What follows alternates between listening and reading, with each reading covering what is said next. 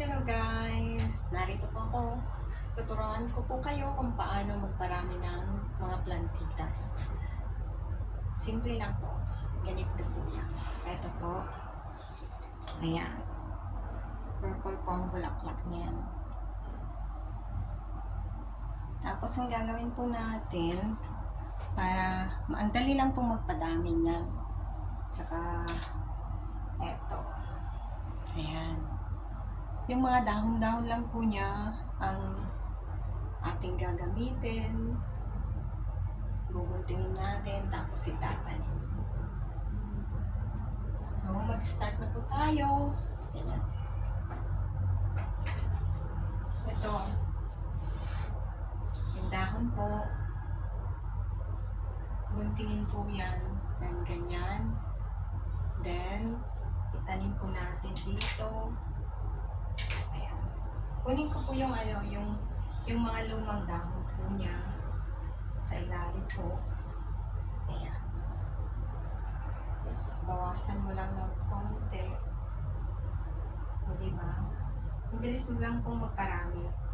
Para, kung gusto po ninyong magbenta, gano'n.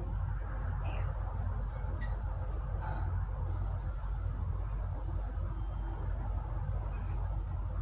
Napakadali lang po niya. Ito po ang itatanim ninyo dun sa lupa. Ayan po, na po tayo. Ito. Tapos, gawa ka lang yan. Butasan mo lang yung lupa sa paso. Tapos, okay na siya. Then, tanim mo lang po siya. I think it takes 1 month. 5 to 6 weeks. Okay na po yan. Tapos, ayan. Diba?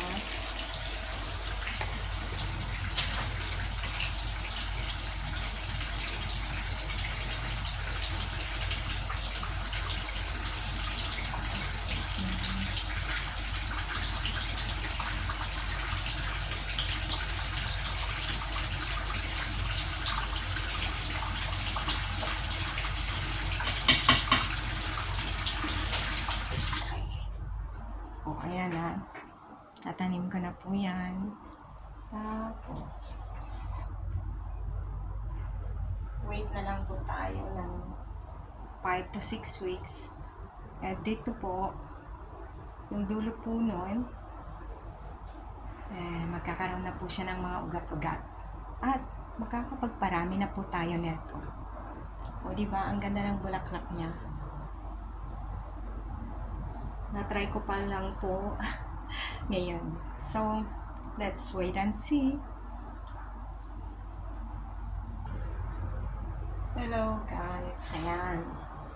Ayan po. Tignan po ninyo. Ayan po siya. Meron na po siyang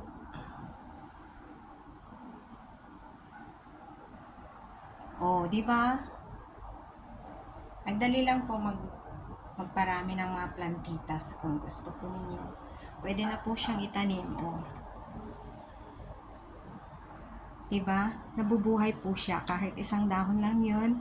Tapos itanim mo lang po. Okay na po siya. Kaya, ayan. Ayan. Bale, ito po mga 7 weeks ko siyang itinanim para marami siyang mga ugat-ugat, tsaka ko anihin para itanim po, para maparami ko po siya. Kaya nga po, tignan po ninyo yung bagong tahon naging luma na at napalitan na po siya ng bagong dahon po yan. Yan po o diba? Unique.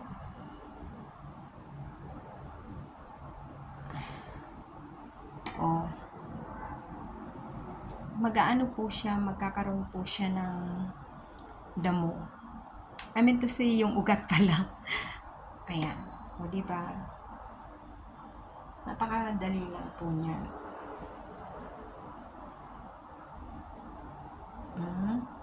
Ito po. Nagkakaroon po siya ng ugat. Tapos, ayan po. Okay lang po kahit marumihan yung kamay nyo, mga daliri nyo, mga kuko nyo. Mamaya maghugas naman kayo eh. Ako kasi nakaka-distract yung yung nagwagwantes. Okay lang naman. Ito po oh. O diba? Ito po yung ugat niya. Ayan. Isa lang po itong ginawa ko kasi tapos itatanong na rin po natin yan. O diba? Ganyan po. So, tatanong ko po ito dito. Gamit ko lang lang yan. Simple lang. Gunting, lumang gunting. Tapos, madali po akong magpagpabuhay ng mga halaman kasi ginagawa ko po yan sa Pilipinas. May bukid po yung father ko. Pumupunta kami sa bukid. Ang mga pananim po namin, tinutulungan po namin ang father namin. Mga pakwan, mani, palay, mais, gano'n.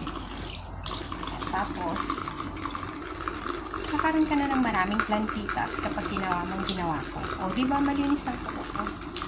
Tapos, itatanim din po natin yan.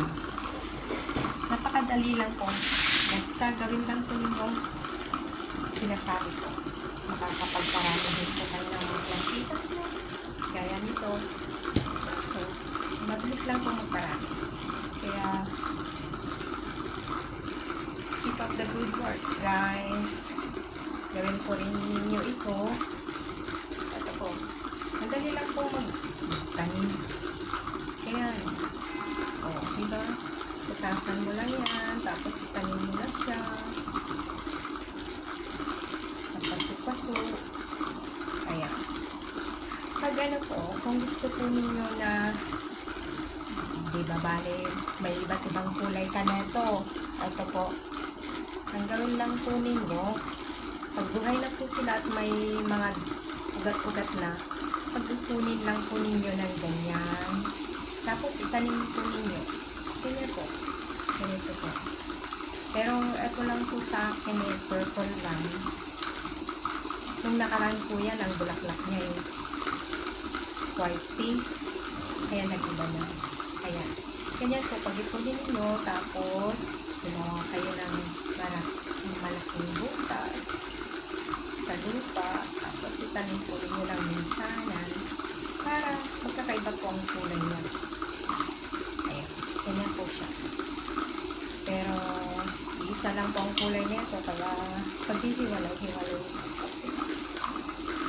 So, guys, kung gusto po niyo na makapagparami ng mga plantitas sa bahay nyo, sa mga gilid-gilid ng bintana, ito lang po ang gawin niyo. Okay? Napakadali lang po niya.